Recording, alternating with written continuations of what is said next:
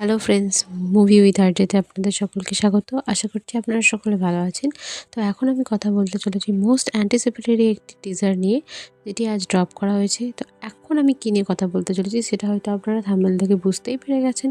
তো ভিডিওটি সম্পূর্ণ দেখার জন্য আপনাদের সকলের কাছে অনুরোধ রইব। আজ সালমান খানের জন্মদিন, তাই তাকে জানাই শুভ জন্মদিন।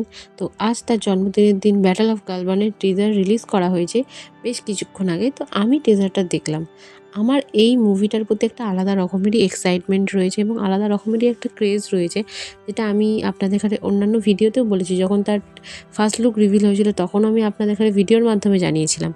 বাট এই টিজারটা দেখার পর আমার মনে হয়েছে যেই এক্সপেকটেশন আমরা করছি এই মুভিটার থেকে, সেটা আদৌ আমরা ফুলফিল হবে কি না সেটাই আমার ডাউট লাগছে। কারণ এই টিজারটা খুব বেশি ভালো আমার লাগেনি, একদমই বিলো অ্যাভারেজ লেগেছে। বেশ কিছু বছর হয়ে গেছে সালমান খানের সেই রকম কামব্যাক আমরা আর দেখতে পাচ্ছি না।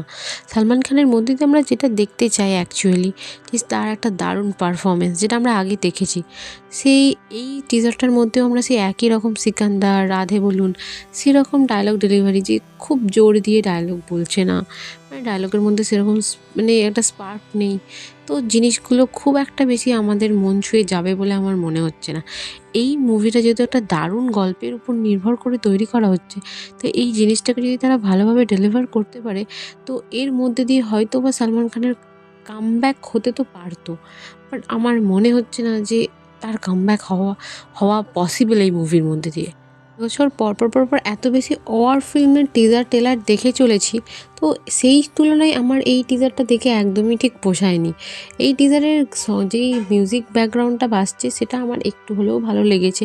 বাট আদারওয়াইজ জিনিসগুলো যদি আপনারা বলেন, যে এর যে ভিএফএক্স বলুন, এর যে ডিজাইনগুলো দেখিয়েছে, যে সিনগুলো দেখিয়েছে, সেগুলো খুব বেশি আমার ভালো লাগেনি। খুব বেশি যে দারুণ একটা টিজার দেখলাম, টিজারের সংলাপ শুনে গায়ের রক্ত গরম হয়ে গেল, এরকম একটা ব্যাপার যে আমি ফিল করব ভেবেছিলাম এই টিজার বা এই মুভিটা দেখার পর। কারণ এই মুভিটা একটা দারুণ কনসেপ্টের উপর তৈরি করা হয়েছে, সেটা সবথেকে বড় বিষয়। কিন্তু সেরকম কিছু এরা দেখাতেই পারছে না এই মুভিটার মধ্যে দিয়ে।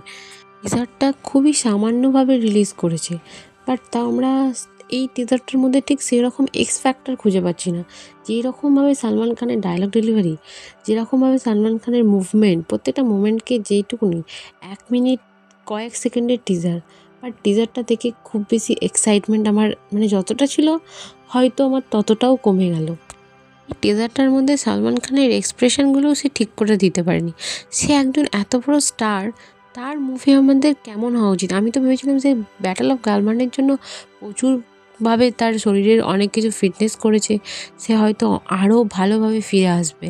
বাট আমি তো খুবই ডিসঅ্যাপয়েন্টেড এই টিজারটা দেখার পর, যে কী হতে চলেছে ভাই মুভিটার জন্য তো আমার এখন আফসোস হচ্ছে।